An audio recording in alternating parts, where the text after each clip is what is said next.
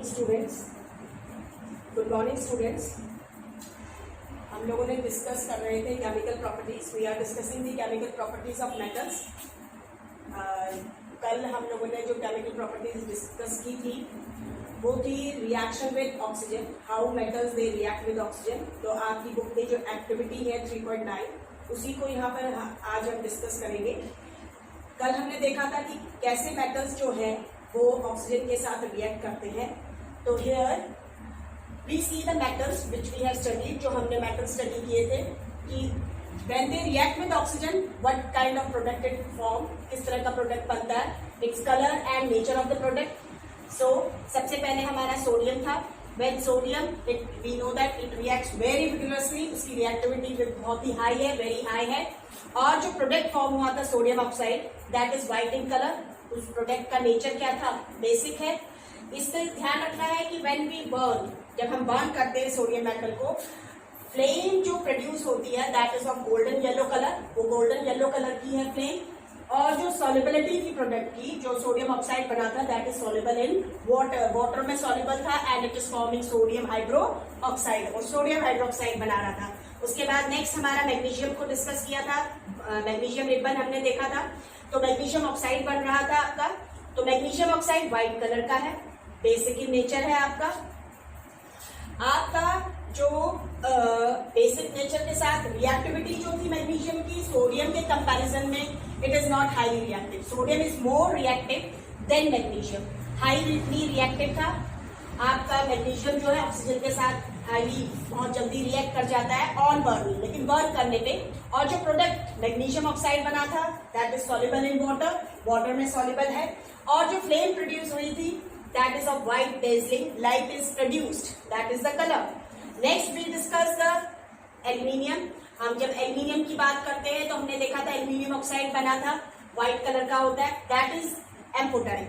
तो एल्यूमिनियम और जिंक की जब हम बात कर रहे थे तो aluminium oxide, zinc oxide, Al2O3 ZnO, they are amphoteric in nature but they are insoluble in water, वो आपके सॉल्युबल नहीं है। मैग्नीशियम ऑक्साइड जो है वो सॉल्युबल है आपका, MgO+H2O आपका मैग्नीशियम हाइड्रोक्साइड बन रहा था, ठीक है। रिएक्टिविटी जो है एल्यूमिनियम की comparative to zinc it is high, high के एल्यूमिनियम जो मेटल है उसकी जो रिएक्टिविटी थी that is high in comparison to zinc. Zinc के कंपैरिजन में zinc is moderately reactive, moderately reactive है आपका।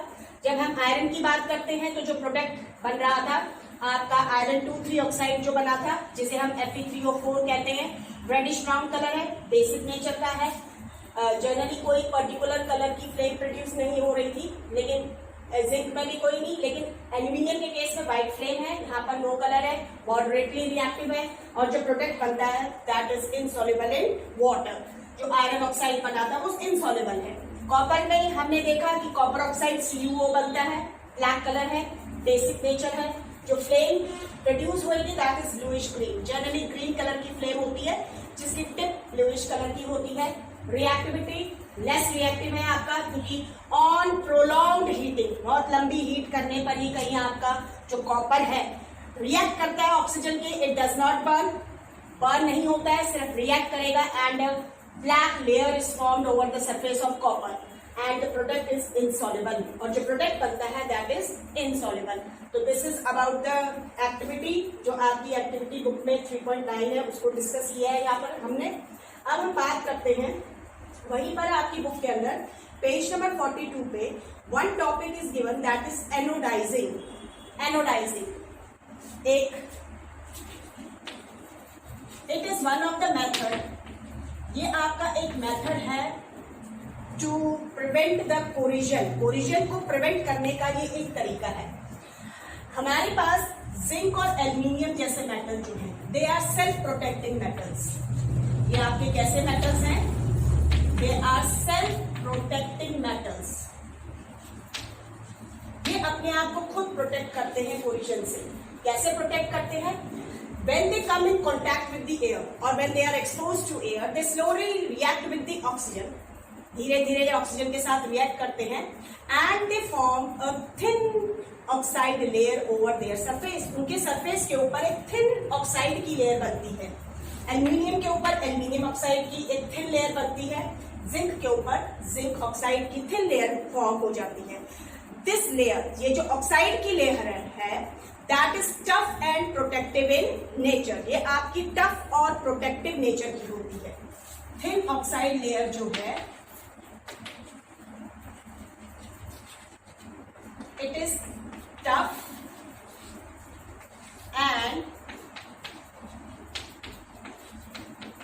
Protective in nature.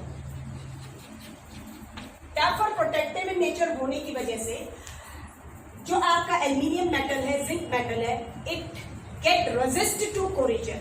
इनकी जो रेजिस्टेंस है वो बढ़ जाती है और कोरिजन नहीं होता है। ये लेयर जो होती है ये फर्दर कोरिजन नहीं होने देती है एल्यूमिनियम मेटल और जिंक मेटल का।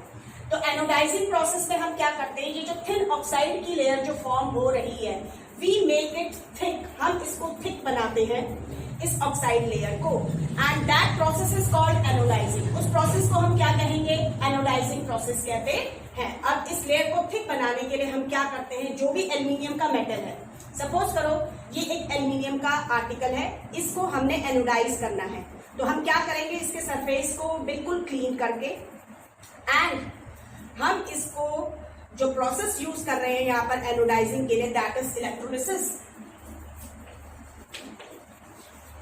वो प्रोसेस आपका क्या है, इलेक्ट्रोलिसिस प्रोसेस है। हम इसमें क्या करेंगे, इसको क्लीन किया सरफेस को एंड मेक इट एनोड। हम इसको एनोड बनाएंगे। Anode means we connect this iron article to the positive terminal of the battery. हम बैटरी के पॉजिटिव टर्मिनल या सेल की पॉजिटिव टर्मिनल के साथ इसको जोड़ देंगे और ये एनोड की तरह एक्ट करेगा। और हम इस केस में जो इलेक्ट्रोलाइट यूज करेंगे, the electrolyte which is use here, जो इलेक्ट्रोलाइट यूज होएगा that is H2SO4। Sulphuric acid है, ये एक ऑक्सीडाइजिंग एजेंट है आपका, ये ध्यान रखिएगा। तो हम सल्फ्यूरिक एसिड को इलेक्ट्रोलाइज करते हैं, it is use as an electrolyte, एक इलेक्ट्रोलाइट की तरह एक्ट करेगा। जब इलेक्ट्रिक करंट पास होएगा तो oxygen gas is produced at anode. Oxygen gas आपकी प्रोड्यूस होगी कहां पर, एनोड पर, and at anode we have placed, हमने एनोड पर क्या प्लेस्ड किया है, जो एल्यूमिनियम आर्टिकल था। तो आपकी ऑक्सीजन गैस उस एल्यूमिनियम मेटल के साथ, जो आर्टिकल है आपका, जैसे चम्मच है या जो कुछ भी है, उस एल्यूमिनियम के साथ रिएक्ट करेगी एंड फॉर्म एल्यूमिनियम ऑक्साइड, और उसके ऊपर एल्यूमिनियम ऑक्साइड की लेयर जो है वो थिक होती चली जाएगी। This process is called anodizing process. इस प्रोसेस को हम एनोडाइजिंग प्रोसेस कहते हैं। Now we take the next property. अब हम नेक्स्ट केमिकल प्रॉपर्टी को डिस्कस कर रहे हैं यहाँ पर। The next chemical property is how do metals they react with water. जो मेटल्स हैं हमारे, वो वाटर के साथ कैसे रिएक्ट करते हैं, हम इसको डिस्कस करेंगे यहाँ पर। तो हम देखेंगे क्या कि जो रिएक्टिविटी है मेटल्स की वाटर के साथ, जो केमिकल रिएक्टिविटी है, इट वेरी। जो विगरनेस है, different metals they react differently with the water, अलग अलग तरीके से रिएक्ट करते हैं वाटर के साथ। एक reactivity depends upon their chemical reactivity. जो मेटल्स की केमिकल रिएक्टिविटी है उसके ऊपर निर्भर करता है हमारा जो नेक्स्ट प्रॉपर्टी है, रिएक्शन विद वाटर। मेटल्स की रिएक्शन किसके साथ, वाटर के साथ। तो जो मेटल्स होते हैं आपके, what happens when metals react with water, ये आपका एक्टिविटी 3.10 है। इसको अपनी बुक में रीड आउट करके देखिएगा, इसी को डिस्कस कर रहे हैं। तो मेटल्स जो होते हैं, they react with water to form. Metals जो है वो वाटर के साथ रिएक्ट करते हैं to form metal hydroxides और metal oxides and produce hydrogen gas. और क्या प्रोड्यूस करते हैं, हाइड्रोजन गैस प्रोड्यूस करते हैं।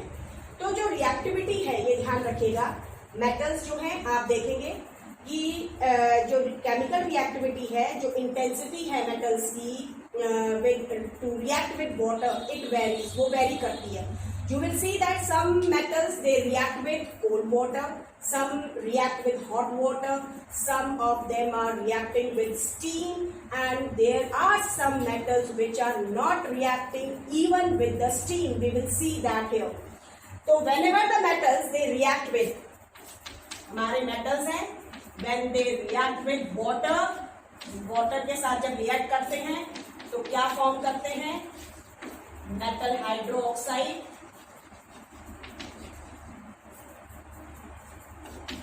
प्लस आपकी क्या रिलीज होगी? हाइड्रोजन गैस रिलीज होगी। द वाटर, अब इसमें दो चीजें ध्यान रखनी है। सबसे पहले, when metals they react with cold water और हॉट वाटर, कोल्ड या हॉट वाटर के साथ रिएक्ट कर रहे हैं, then metal hydroxide is form and hydrogen gas is released. But when metals they react with steam, steam means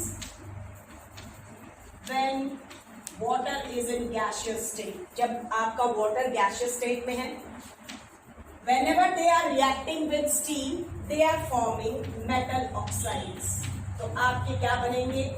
metal oxide बनेंगे and hydrogen gas will be released. और क्या release होगी? Hydrogen gas release होगी।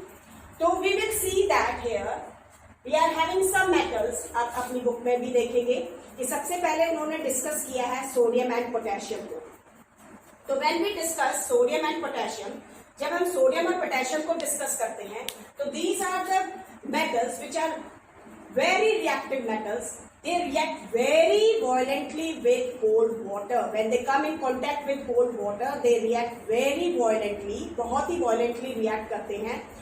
And the reaction is so violent and exothermic in nature. जो reaction है वो बहुत ही violent और exothermic होती है आपकी. सोडियम जब react कर रहा है किसके साथ? water के साथ. ठीक है. पोटेशियम जो है वो रिएक्ट कर रहा है वाटर के साथ. They are reacting with cold water. They are forming. अब कोल्ड वाटर के साथ रिएक्ट कर रहे हैं तो मेटल हाइड्रोक्साइड बन जाए. Sodium hydroxide is produced. आपका सोडियम हाइड्रोक्साइड बनेगा, पोटेशियम हाइड्रोक्साइड फॉर्म होगा, plus hydrogen gas is release. हमारी क्या रिलीज हो रही है? हाइड्रोजन गैस रिलीज हो रही है. Sodium solid, potassium solid, water liquid state forming hydrogen. लेकिन इसको अब बैलेंस करना है. 2 + 1 3 हाइड्रोजन एटम है हमारे, यहाँ पर 2 है. You can't make it 3. आप इसको 3 नहीं बना सकते हैं, तो वी multiply it by 2. 2 2s are 4.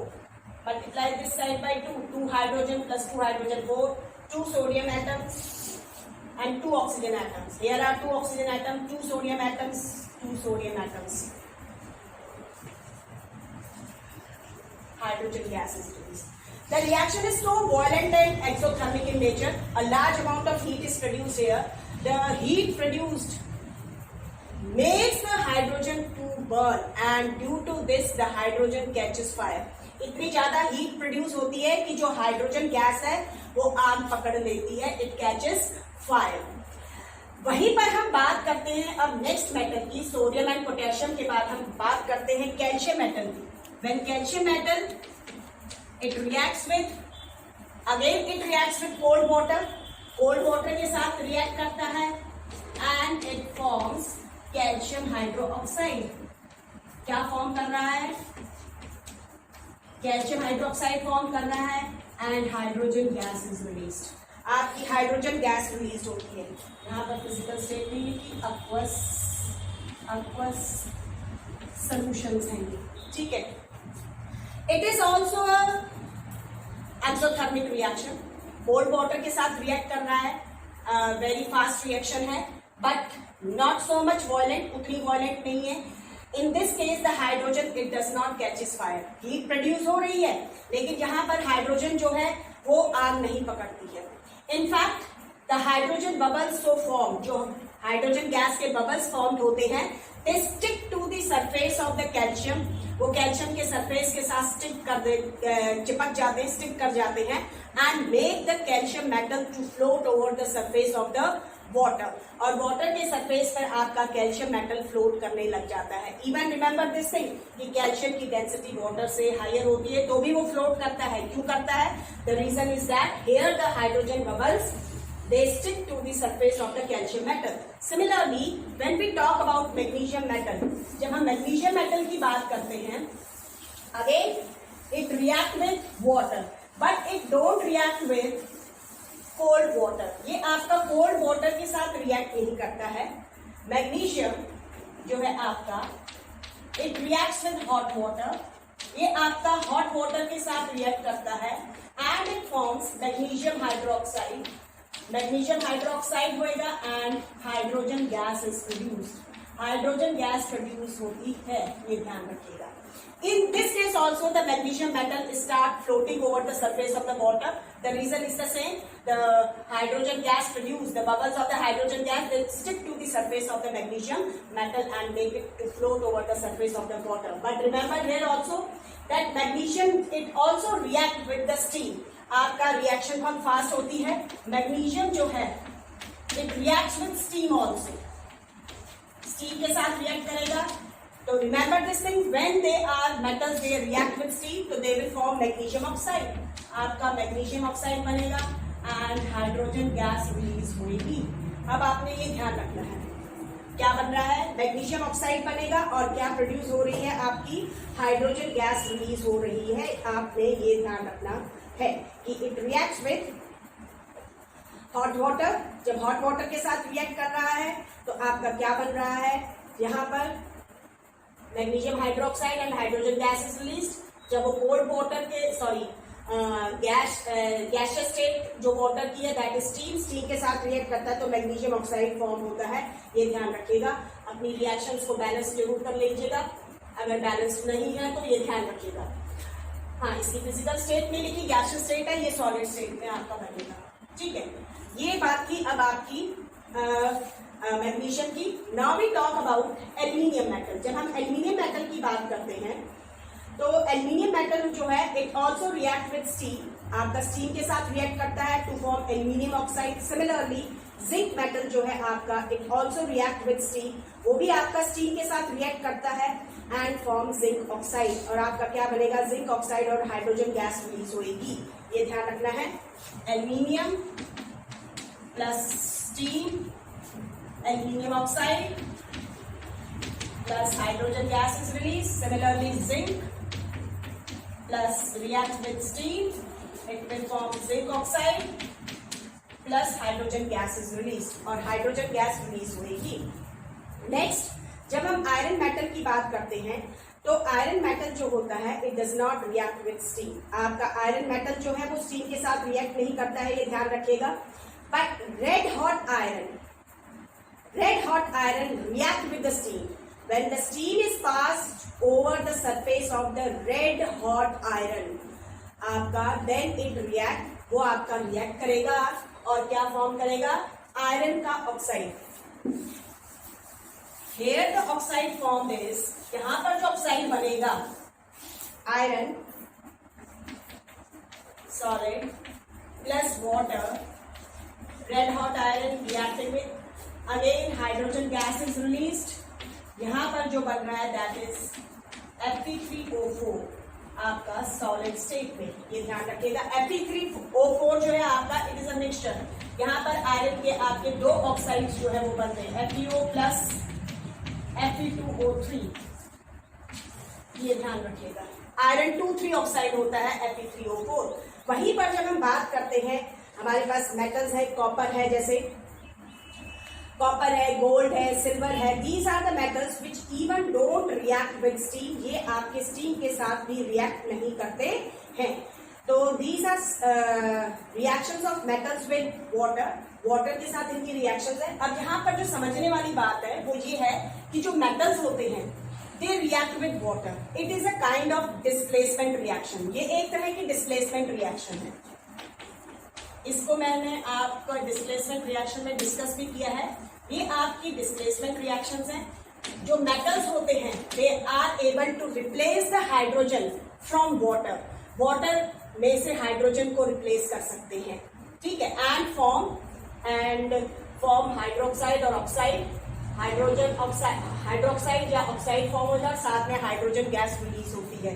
तो डिस्प्लेसमेंट रिएक्शन, इसमें जो आपने ध्यान रखना है, I am repeating again, those metals which are placed above the hydrogen in the reactivity series, जो मेटल्स आपके रिएक्टिविटी सीरीज में हाइड्रोजन से ऊपर प्लेस्ड हैं, they are more reactive, they are able to lose the electron more readily than the hydrogen. Hydrogen के comparison में आपके ये जो मेटल्स होते हैं बहुत आसानी से इलेक्ट्रॉन्स को लूज कर सकते हैं, और इस वजह से ये आपके हाइड्रोजन को क्या करते हैं, रिड्यूस कर देते हैं। तो when metal, suppose this metal is reacting with water, जब वाटर के साथ रिएक्ट कर रहा होता है तो आपको ध्यान क्या रखना है कि पहली चीज, जो वाटर है इट इज पार्शली आयनाइज्ड, ये पार्शली आयनाइज्ड होता है, स्लाइटली आयनाइज्ड होता है, तो इसमें हाइड्रोजन आयन और ऑक्साइड आयन प्रेजेंट होते हैं। व्हेन मेटल रिएक्ट विद, तो मेटल जो भी है आपका, सपोज करो कोई मेटल है, तो इट विल फॉर्म आयन, ये आयन फॉर्म करेगा बाय लूजिंग इलेक्ट्रॉन, आपका इलेक्ट्रॉन लूज करके ये क्या फॉर्म कर रहा है, आयन फॉर्म कर रहा है, ठीक है। तो जब रिएक्ट होएगा तो this electron which is लूज्ड by the metal, it is taken by this hydrogen ion, ये जो हाइड्रोजन आयन है ये इस इलेक्ट्रॉन को ले लेगा, and hydrogen ion get reduced to hydrogen atom, ये रिड्यूस्ड हो जाएगा हाइड्रोजन एटम में, and the hydrogen atoms they combine to form hydrogen gas, आपके ये हाइड्रोजन गैस फॉर्म करते हैं। तो ध्यान क्या रखना है आपने कि metals which are placed above the hydrogen in a reactivity series, only those metals they are able to replace the hydrogen from water, water में से वही हाइड्रोजन को रिप्लेस कर सकते हैं, hydrogen gas will be released. आपका जब हम कॉपर जैसे है, कॉपर है तो वो रिएक्ट क्यों नहीं कर रहा है, because copper is not able to lose electron easily as compare to hydrogen. जब हम हाइड्रोजन के साथ कंपेयर करते हैं तो कॉपर जैसा मेटल जो है वो हाइड्रोजन इनके साथ रिएक्ट क्यों नहीं कर रहे हैं, क्योंकि कॉपर जो है बहुत आसानी से इलेक्ट्रॉन लूज नहीं करता है, तो जब तक इलेक्ट्रॉन ही नहीं मिलेगा हाइड्रोजन आयन को तो it will not get reduce, वो रिड्यूस नहीं होएगा टू फॉर्म हाइड्रोजन गैस, इसीलिए वो रिएक्ट नहीं करते हैं। Now I am taking the next activity, reactivity, आपकी नेक्स्ट रिएक्टिविटी जो है, how the metals they react with, आपके जो मेटल्स हैं, आपकी नेक्स्ट जो केमिकल प्रॉपर्टी है, what happens when metals they react with acid, वो एसिड्स के साथ कैसे रिएक्ट करते हैं, अब हम इसकी बात करते हैं। तो सिमिलर थिंग है, उसमें भी सेम रिएक्शन है। आपकी जो मेटल्स होते हैं they react with dilute acids, वो आपके डिल्यूट एसिड्स के साथ रिएक्ट करते हैं, that is also a kind of displacement reaction, वो भी आपकी एक तरह की डिस्प्लेसमेंट रिएक्शन ही है। उसके अंदर भी metals they are able to replace, जो मेटल्स होते हैं वो आसानी से रिप्लेस कर सकते हैं किसको, हाइड्रोजन को। ओनली दोज मेटल्स, आपके सिर्फ वही मेटल्स डिस्प्लेस कर सकते हैं which are placed above the hydrogen in the reactivity series, hydrogen से ऊपर प्लेस्ड जो है, रिएक्शन विद एसिड्स, ठीक है। तो आपके जो मेटल्स हैं, when metals they react with acids, जब वो एसिड्स के साथ रिएक्ट करते हैं, डिल्यूट एसिड्स के साथ, they form salts, metallic salts form होंगे आपके, प्लस हाइड्रोजन गैस जो है वो रिलीज होगी, ठीक है। अब एसिड जो है, एसिड आपका चाहे हाइड्रोक्लोरिक एसिड है, चाहे H2SO4 है, चाहे आपका नाइट्रिक एसिड है, ठीक है। आपको क्या ध्यान रखना है, when metals they are reacting with hydrochloric acid, आपके जो मेटल्स है जब वो हाइड्रोक्लोरिक एसिड के साथ रिएक्ट कर रहे हैं तो जो सॉल्ट बनेगा दैट विल बी क्लोराइड, वो आपके क्लोराइड सॉल्ट्स होंगे, ठीक है। जब वो आपके सल्फ्यूरिक एसिड के साथ रिएक्ट करेंगे तो जो सॉल्ट फॉर्म होंगे that will be sulphate salts, वो आपके सल्फेट्स होंगे। जब नाइट्रिक एसिड के साथ रिएक्ट करेंगे the salts form will be nitrates, वो क्या होंगे आपके नाइट्रेट्स होंगे, ठीक है, and hydrogen gas will be released.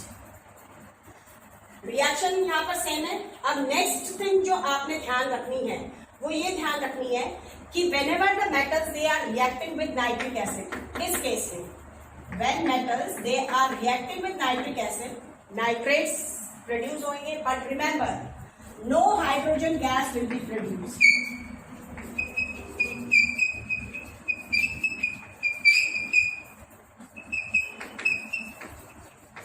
कोई हाइड्रोजन गैस प्रोड्यूस्ड नहीं होगी, no hydrogen gas will be produced. Why, ये आपका बहुत पूछा जाता है। तो आपने क्या ध्यान रखना है कि जो आपका डाइल्यूट नाइट्रिक एसिड होता है उस केस में क्या है कि आपका जो नाइट्रिक एसिड है, dilute nitric acid, it is a strong oxidizing agent.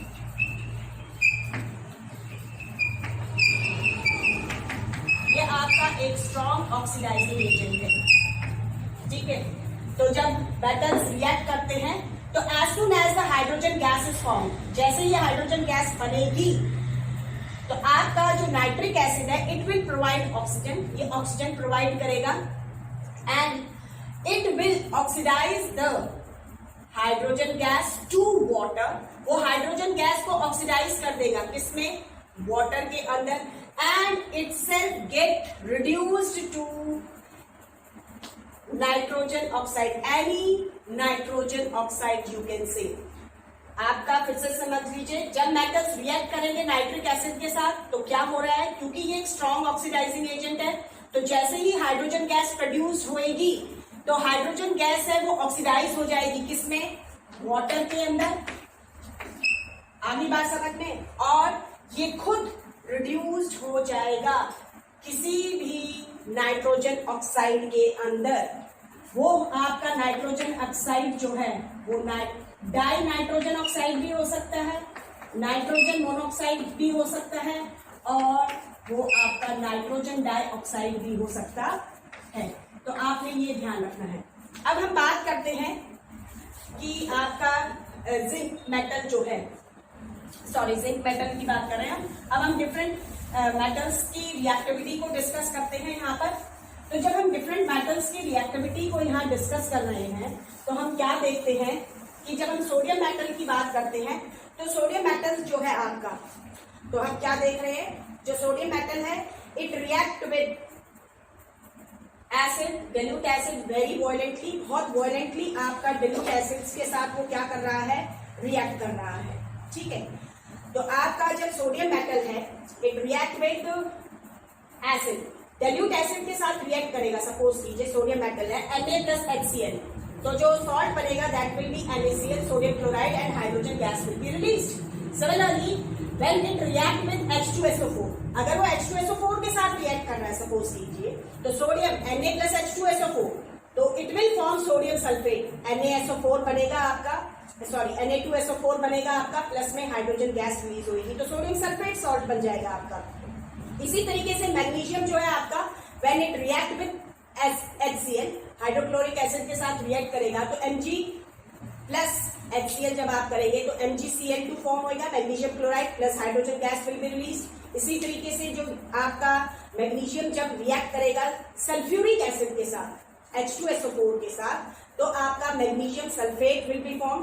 Magnesium sulphate जो आपका बनेगा MgSO4 होल ट्वाइस होगा और प्लस में हाइड्रोजन गैस रिएक्ट होगी। लेकिन जो यहाँ ध्यान रखने वाली बात है वो ये है कि sodium react very violently with the dilute acids and magnesium it reacts rapidly with the acid.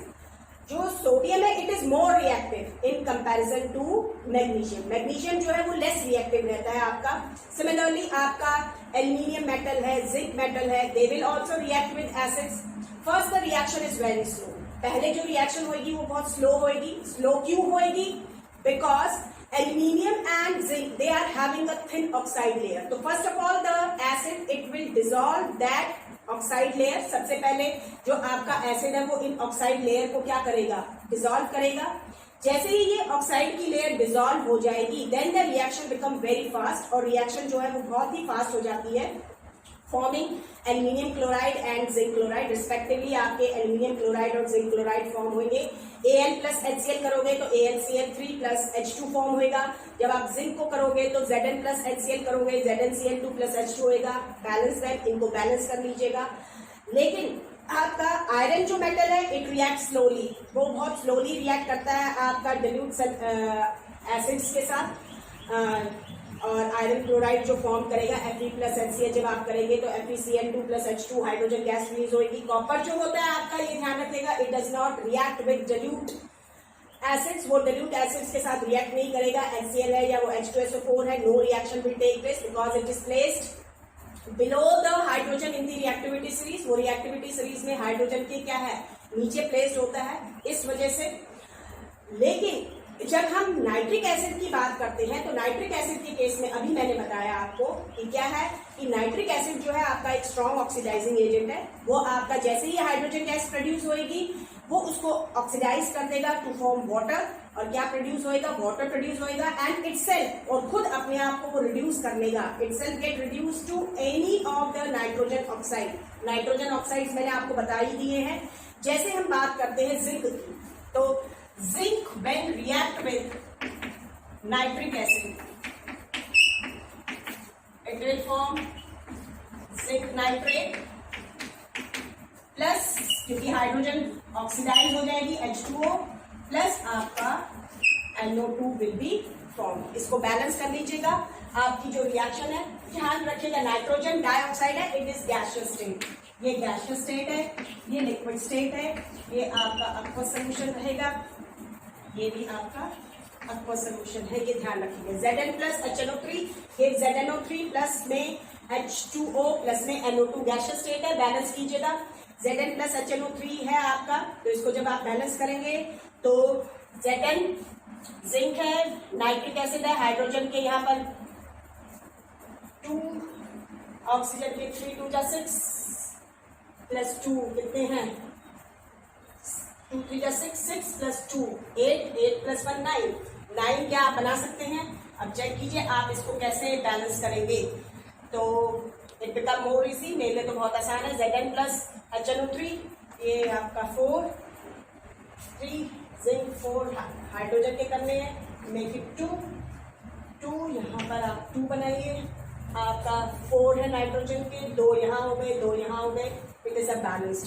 ठीक है। सिमिलरली व्हेन आपका आयरन जो है इट रिएक्ट विद HNO3, वो HNO3 के साथ जब रिएक्ट करेगा तो आपका water plus oxide of nitrogen will be form, Fe plus HNO3 aqueous gives Fe, nitrate ion है आपका,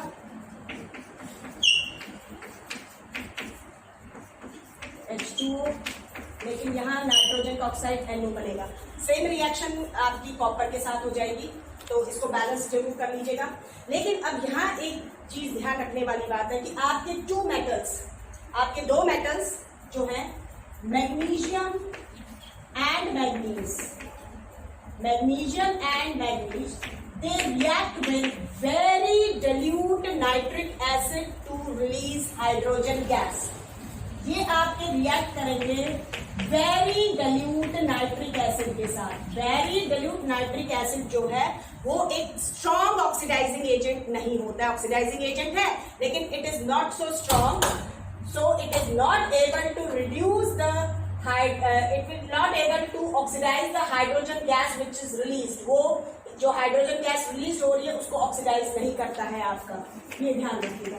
ये आपका हो जाएगा मैग्नीशियम नाइट्रेट, यहाँ पर इस केस में हाइड्रोजन गैस प्रोड्यूस हो रही है, ये ध्यान रख लीजिएगा। H2 दिस इज, तो आपको ये ध्यान रखना है कि मैग्नीशियम और मैग्नीज 2 मेटल ऐसे हैं जो आपके नाइट्रिक एसिड के साथ रिएक्ट करके हाइड्रोजन गैस को प्रोड्यूस करते हैं। तो this is all about the reaction of metals with water and acids। Again it is a kind of displacement reaction, ये ध्यान रख लेना। और reason is the same reason है जो अभी आपको बताया था कि क्यों डिस्प्लेस करते हैं, हाइड्रोजन गैस कैसे फॉर्म होती है। Next property we will discuss in next lecture.